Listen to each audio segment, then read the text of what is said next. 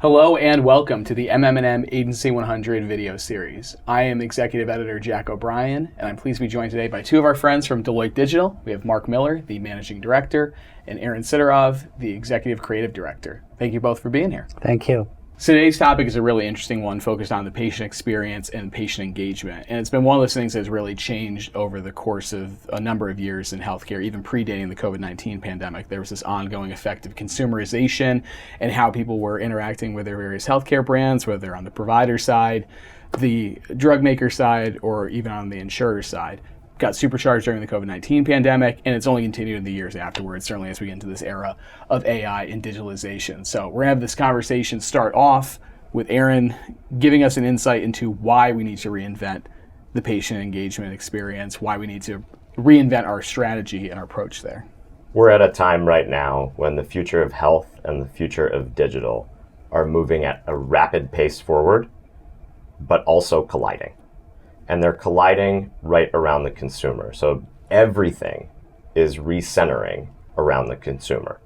The entire healthcare industry is shifting from sick care to well care. Mm-hmm. So consumers now are looking for content, looking for information about how to stay healthy and how to stay well proactively, right? At the same time that that's happening, technology is changing. It's allowing those customers and patients to find that information faster. Whether it's through AI or anything else, it's putting technology at the customer's fingertips. All of that is very exciting to me creatively for what that means for how brands and companies start to actually create content and engage with consumers at a time like this. Mark, I want to bring you in here too, because you have a different vantage point, not necessarily being on the creative side of things, but obviously being on more of the overseeing process. Why do you think that it's important to reinvent that? Well, there's two aspects. There's refocus, and there's also reinvent. So I work across many pharma clients, biopharma, medtech, next-gen therapy, and a lot of investment is against customers, but the investment is invariably focused on HCPs and extended care teams and solutions that are aimed at equipping the field reps and the marketeers who are engaging with docs. And we all talk about patient centricity, but I would argue that the level of investment behind patient programs can and should be much higher, because pharma's role is to create an informed dialogue between the patient and the doc. And if you don't address both needs to really create that informed narrative, you're going to be inefficient. You're going to miss the mark. And you know, when I think about the need to really focus on patients, it's also the understanding that engaging with patients, it's nuanced and every patient is different. Some patients are more clinically oriented and understand the complexity of a therapeutic category. Others, have a hard time, whether it's literacy or different learning styles. And I strongly believe that, engaging with patients is a combination of left brain and right brain. I tend to approach things from a very quant strategy perspective. My partner, Aaron, approaches it from a very creative perspective, but the two have to work together, because our job is to, like a three-legged stool, we have to help patients know, that's the knowledge. We have to give them the confidence to believe, meaning they are ready to act on it. And the third part is, creating the action. You got to equip them with information in a style that allows them to believe, such that they are confident speaking to the docs. And to do that isn't my world, which is segmentation, clinical messaging, orchestrated dialogue. You have to be able to connect in a very, very emotional manner, and that's why I lean so much on Aaron and his team, because I know I can only get so far when I approach things in the way I do. I don't know if that gives you a perspective. No, it for sure does, and it leads me to my next question, which is that's kind of the why of it, but I think about with the how, and you talk about this transition moment from more of the episodic promotion towards this greater dialogue. And I even think about it too, like if you were just trying to distill it down for layman's terms, it'd be like if you were trying to stay in touch with a friend or a family member, it wouldn't be that, oh, I just check in every so often, and that's what I consider communication. It's like, no, we're talking every day, every week or something like that, which is something, admittedly, again, a lot of pharma and life sciences brands have not traditionally done a great job of, and it's why they don't have necessarily the same brand recognition or trust as opposed to other outside categories. So how do we remedy that? Because that's also one of those things where it's like, yeah, it can be a lofty ambition, but how do we actualize that too? I mean, I can give you just a quick example from our lens on CRM. So if you think about all the daily communications that we get, imagine that same thing true for patients, for whatever a patient is going through, whether it's email, direct mail from your hospital, your doctor, care team, whatever it might be. We've applied a lens to look at that, kind of flipping the way that traditional CRM has taken place, which was what I would call fake personalization, right? Your name and my name, cookie cutter in brackets, and then the rest of the content exactly the same. We've started looking at that as something we call the 4 M's, which starts from a memory, right? You and I here together right now builds a memory. The next thing that happens is a moment, this moment we're sharing right now today. From there, the message and the medium, whether it's an email, a piece of direct mail, or something else, becomes bespoke and customized to actually not target an individual, but relate to an individual and reach them when they need a piece of information, which in healthcare I think is critical. Again, if I think about brand managers, they're in a specific role. They have their strategic plan for the year. They have their business objectives, strategic imperatives. They design these longitudinal campaigns. They develop all the content. They optimize the channel. They develop the media. And invariably, things are very focused on the annual plan, whereas patients very often need support over the long term. You know, as brands, when it comes to patient engagement, it's very much about acquisition and conversion. And if you think about adherence tends to be short-term focused. The first 3 months of therapy when the drop-off tends to happen, or 4 to 6 months or 6+ months. And then after that year, very often you can feel as though you're pandering to the patients when in fact you need to be there holding their hand for the long term. And back to your point around episodic, I mean, any good relationship, it's a long-term dialogue. It's about listening, not talking. Trust me, I've learned that.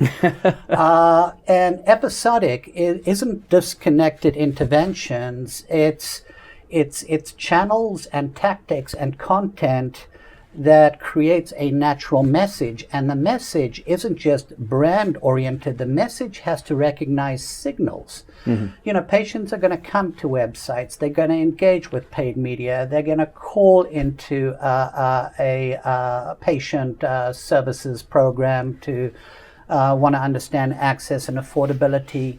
So Aaron talked about moments. For me, a moment equates to a signal, and the signal is informed by all of the data.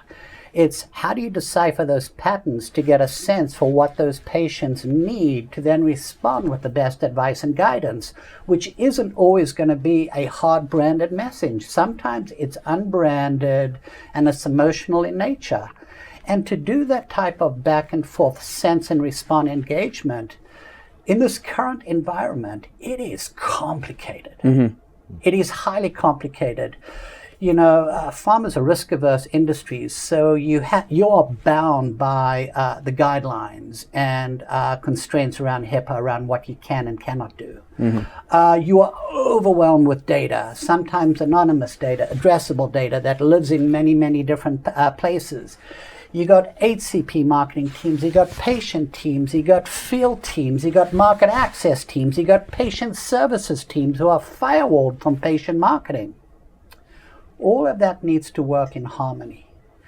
And it's a capability issue, it is a strategy issue, and it's a governance ops model issue. And again, if you can get back to the patient and how you orchestrate and organize around them, and you understand the levers with respect to how you think differently, how you work differently, how you organize differently, how you execute differently, if you can stay true to the patient and think long term, that's when the magic happens. I don't know what your thoughts are, Aaron. Look, I completely agree. People are overwhelmed by technology right now. there is a beautiful benefit to what technology is allowing us and allowing brands to do from a communication standpoint, but it means adopting AI in a smart way, and it means doing so to actually connect on a more human level, right? So that all of those engagements that you're talking about are actually resonating in a more emotional and creative way that cut through the clutter of everything else out there. Talk a little bit more, and maybe Mark, you can kick us off here, about why patient adherence is such a leakage point for the commercial enterprise. Like, why is that such an issue that pharma continues to deal with, even now in 2026? Well, I mean, if you think about pharma and their position, which is balanced across, the business needs, but also the patient needs, it's about the numbers. If you look at any given year, it's all about how many patients are on therapy. You have patients coming into the franchise and you have patients leaving. And you have to be able to support the whole patient. But again, this is just my perspective with respect to what I see brands investing in. Not enough investment is made behind patient adherence programs.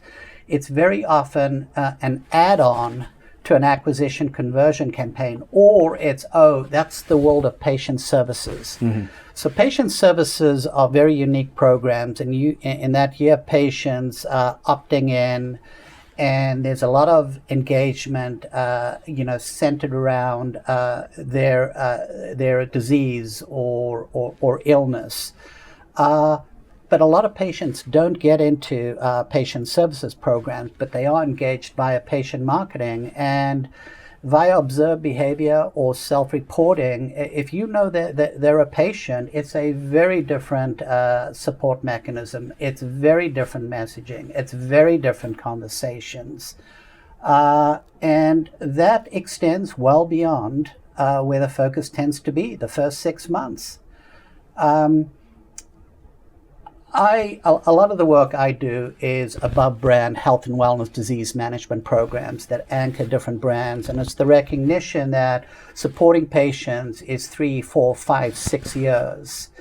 And if you can bring a lot of the unbranded content that's very much about the emotional support, empowerment, self-learning, and it's done in a style that doesn't overwhelm, but it's snippets of information that tells that bigger story, everybody benefits in the long run. And Aaron, from a creative standpoint, just in terms of, not overwhelming with these behemoth programs, but understanding how patients learn and how to infuse the content and the right creative. I don't know if you have a perspective in terms of what works, what doesn't work. Yeah, everyone is overloaded with content right now. Completely overloaded with content. It's thousands, if not millions, of pieces of content being pushed out hourly to every single individual on the planet. So when you think about what that means for a patient and on the flip side for the brand, it really means that brands need to start embedding content organically in the places that patients are searching. So search is changing, right? We think about people looking for information about a treatment they might be interested in taking, a treatment they might already be taking, maybe searching for information about something that they're not sure about health-wise. And how they find that a lot of times is now through AI, right? And what you can do as a brand to make sure that your content is both digestible, short, engaging, verified from a health perspective, it's legit. It's got a source behind it, references, and it's got clout, I think is really interesting. So let me ask you this question, because my world tends to be around the AI and the analytics, developing intelligent orchestration platforms or standing up an in-house content studio where you can do derivative content, and algorithms are assembling the content components to deliver to a segment within an optimized channel. But I always say to myself, listen, you're bringing together optimized content that's pre-approved, but is that pre-approved content the right content to begin with? Yep. And it's getting to the source and saying, are we balancing the branded and the unbranded, the emotional and the rational? And again, the style in which you challenge what you say, I think is an opportunity. I don't know what your thoughts are. I think finding the right content is exactly the right place to be for patients out there. So if you, again, just thinking about brands, it's not just the right and verified content. It's content when you're talking about something that is emotional for a patient to go through. It's content that cuts through the clutter and actually connects and resonates with the individual. So let me ask you this question. In terms of emotional content, I mean, you have a creative mechanism called Giant Leap.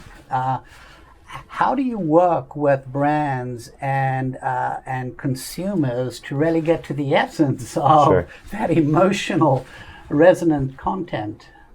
So what Mark referenced, we run a program called Giant Leap. Mm-hmm. Think of it as a creative business transformation accelerator, right? It's powered by Deloitte.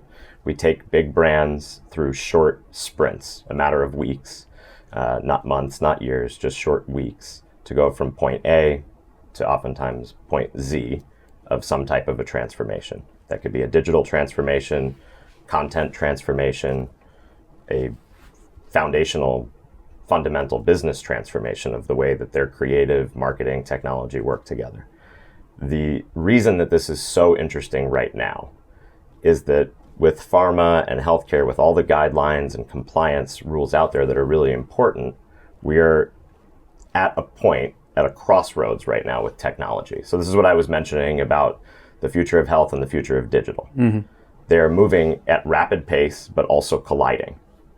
And what that causes is a unique moment where an industry that has been guarded and following traditional sets of rules for a really good reason for a long time is now able to break some of those rules to change and transform for the end benefit of the patient, the customer, you name it, because technology is moving so fast that it has to keep up pace. Mm-hmm. And what that does, from the standpoint of the program, at least that we run at Deloitte Digital, is it allows us to basically accelerate that change, bringing different parts of our organization together with different parts of client and brand team organizations together to hack, brainstorm, and really rapidly transform and ideate for different brands. All that is extremely interesting, and I appreciate all the background on it. And I guess it boils down to a simple question for me when I think about AI. You talk about this rapid speed, this rapid transformation, and it has to keep moving forward. But you were making the point earlier too that pharma is a small C, conservative, very risk-averse industry. And I guess I'm not asking you to wave a magic wand or look into a crystal ball, but like, where does that go in the future? Because it does seem like there is going to be conflict. It does seem like there's going to be some growing pains, learning curves, all that sort of stuff. So like, what does that look like on the other side of it when we hit that point? Yeah, it's interesting. I see it more as an opportunity. So my background's data and research. I've always lived in the world of quantitative and qualitative, helping clients see things they don't typically see, to do things they typically can't do. And I look at agentic right now, which now seems to be the hot thing. And I always say to myself, it's always been there. You could always use the evidence to make the informed decisions. But what agentic combined with machine learning does is it allows you to work a lot quicker, a lot more nimbly. So if I think about the brand marketer workflow, it's plan, design, execute, and measure. Agentic, which serves as the orchestrator, allows you, whether it's the brand or the field or the multitude of agencies, to get a view into consolidated data that they haven't gotten before. I mean, really understanding customer dynamics, interaction dynamics, market access dynamics, competitive dynamics, macroeconomic dynamics. Rather than being constrained by a dashboard, the ability to ask whatever question you want to allow you to figure out where to focus, how much to spend. I mean, agentic allows that to happen a lot more fluidly. But also the ability to feed that data into creative brief templates where KPIs are aligned to quantified benchmarks based on historical performance. The evidence informs the segmentation, the paid-earned media strategy, the CRM strategy, and the output of the creative brief is very directive, so people know exactly how to design longitudinal campaigns, what content to leverage around what segment, by what channel, what the optimal frequency cap is by channel, so that you avoid that point of diminishing return. Agentic and machine learning and smart business rules harmonized allow you to do that a lot quicker. But again, you need to have the smart folks on the front line knowing how to interpret the data, how to ask questions of the data. But I would also argue, if you think about the end-to-end marketing workflow, agentic enabled, at the very end you have measurement. And I view that less as retrospective measurement, but more about the ability to optimize with the future in mind. And the beauty of machine learning and agentic is it's always on optimization. You can do commercial spend optimization, media mix modeling, multi-touch attribution, and bottom-up campaign analytics all together, so that on a bi-weekly, intra-weekly basis, you can start to optimize on campaigns. Now, are you able to move that quickly around certain channels? Probably not. But again, you can move content, you can move investment, you can impact digital campaigns. We are doing all of that right now. Most of our clients are doing that right now. In fact, if I look at where people start and are doubling down, it is Content Studio, because the bulk of the money is being spent on content that's curated or developed. Number two, the paid media. So much money is being spent on media. The back-end optimization allows you to optimize where and how you spend media.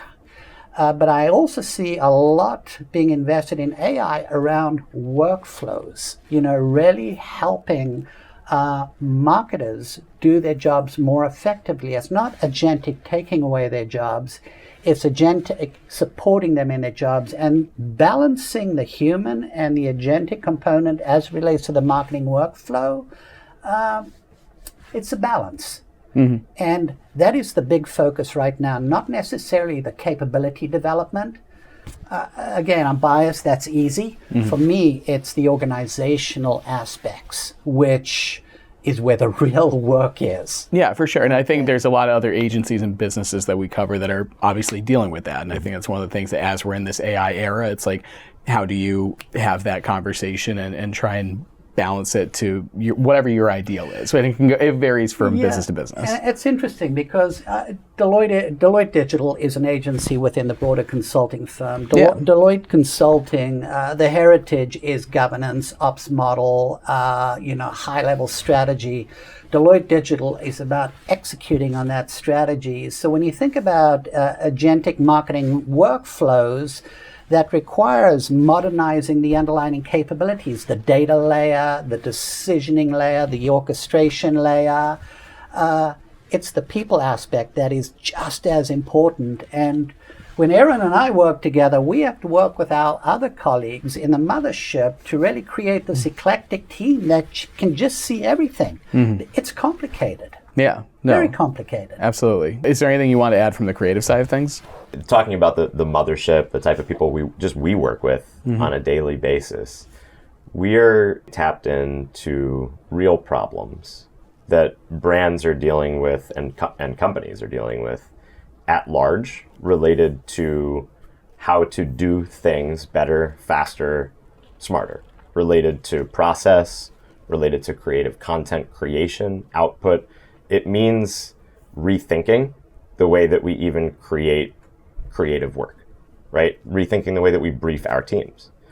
The adoption of AI to help generate those briefs based on actual data and past campaign content, or even scraping work from the industry, right? To inform the way that we look at things before we even start them. When we look at actually creating work and campaigns to begin with, I can give you just some anecdotal examples right now. We're working with clients to actually fully transform existing patient stories. So think about things that were previously done as video content, sort of long-form patient testimonials, the tried and true practice in pharma and healthcare for a really long time. We are taking those and turning them into AI-generated animations, things that are highly crafted, bespoke, really beautiful, but quick and easy to get out into market in a way that, again, cuts through the visual style, the audio style, you name it, at a really high level of craft. That is something that never existed as an ability before. It wasn't possible. And it wasn't even the type of question that a company would be asking or open to. There was sort of a way that those pieces of content were done. And it's freeing for us on the creative side to be able to kind of break the walls down, if you will, a little bit. It is an open sandbox now to be able to create things in a completely different way. I've really enjoyed this conversation because we've touched on so many different topics, and obviously AI has a hand in all of it because that's the world that we live in these days. I wanted to give both of you the opportunity for like some parting advice to our audience on anything that we've talked about here, whether it's the reinvention of the strategies that involve patient engagement and patient experience, if it's talking about the adherence issue in terms of how that factors in the commercial leakage, if it's anything related to AI. I just want to give you the last word here. So Mark, why don't you kick us off? Yeah, I mean, I don't view where we are as intimidating. I view it as exciting because for the first time we can harness the full value of data to get a view that we as marketers haven't had before. We can do stuff via this very, very complicated environment. We can do it a lot more efficiently. As an example, a lot of my time is spent developing these intelligent orchestration backbones, often referred to as NBE. But the thing about intelligent orchestration is it's not just optimizing the way the field engages with docs and hospital networks. It's thinking about marketing complementing and supplementing the field where marketing is HCP marketing and patient marketing. How do you, across field and marketing HCP patients within the context of competitive and market access dynamics, prioritize who to talk to, through what channels, what publisher placements, with what message, at what cadence, frequency, sequence. The ability to do all of that and make the lives of brands and marketers easier is where the real opportunity is. The ability to improve the lives of patients is where the opportunities are. The ability to deliver impact from a net sales standpoint, it is exponential. And again, as practitioners, we have to make certain that anything we do doesn't burden the brand marketers, the campaign marketers, because they have enough on their plate. And it doesn't overcomplicate the dialogue we have with patients and HCPs. We have to make things easy. And doing that, you need a very clear blueprint for how you're going to work in this modern era. Just showing easier to do your job, better outcomes for the patient and the business, and showing them how to do it. I think that's the real opportunity. Anything you want to add to that excitement? For me, this is the most exciting time just in general. In this particular industry, you look at what's happening, and it means that an industry that was kind of stuck with this is the way things are or this is the way things are done is actually starting to completely break that mentality. That to me, creatively, it's the most exciting thing creatively because it means anything is possible. The way things get created has completely changed. It means that every conversation that you have with a client, they care much more now about the underlying business problem or the underlying problem for the end customer or patient than just about the way that content is made. So every brief right now for a creative, if you're joining the industry creatively, every brief is an opportunity to not just bring a new idea, but a completely new way of even getting to that idea. That's incredible. No, that's really it. Like you said, I think the headline that we can take out of this is just that it is an exciting time, and some people respond to excitement in different ways. But obviously, it's been interesting to see how you all at Deloitte Digital are doing that, and would love to have you back on the show, especially since things change so rapidly. We'll be able to unpack this even further.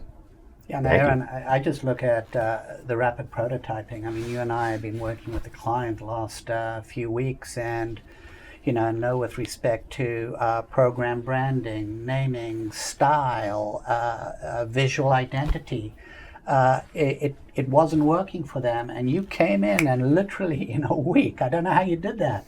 Aaron, Mark, thank you again so much for being here. Thank you to Deloitte Digital for participating. And thank you, the viewer, for tuning in for this episode of the MM+M Agency 100 video series. I'm Jack O'Brien, Executive Editor. Thank you again. Take care.